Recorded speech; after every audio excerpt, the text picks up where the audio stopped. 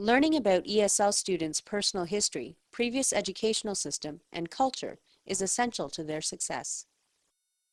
It's a good teaching strategy to find out who these students are, what are their problems, where they come from. It's a very difficult thing to do, but often guidance counselors will look them up for you. Right. So if you prepare the list and give it to the guidance counselor, they'll sort of look them up and give you some background information quite quickly, and they can do that. I think it's just get to know your students, and I think one of the really important things is creating that atmosphere in your classroom or with your students that the kids feel that you're approachable, that they can help you, that you're there to help them.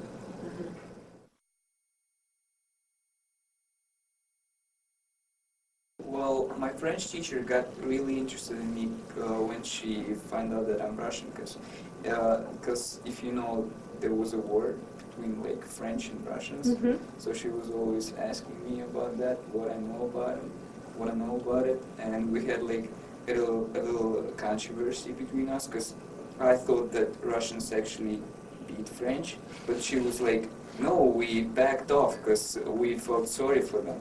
So, but as the time went, we cleared that out and we like found a compromise between us. So that was actually pretty funny.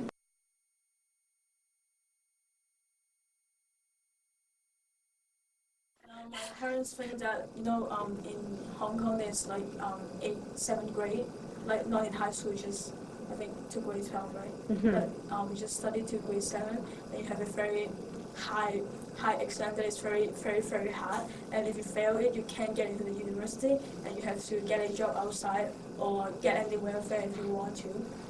But that's why my parents want to come here, and I can have more opportunity to study.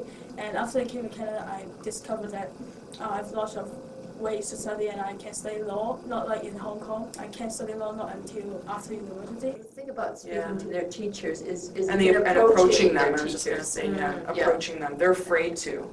They're afraid to sometimes, or I don't know if it's because I'm going to look stupid if I go to see my teacher, or I'm afraid to talk to the teacher, or the teacher doesn't have time for me because. Or in the past, you just didn't do that. You just didn't their talk cultures. To, you just didn't talk to teachers, because teachers often play very different roles in the countries that they came from. For sure, like I was from China, and the teacher in China was really strict. Maybe because also it influenced their salary if the students are good or not. So they act more like like a parent to you. Like if you're not doing good, they're like I don't know, they get mad. And teacher here, they're more like friends to you.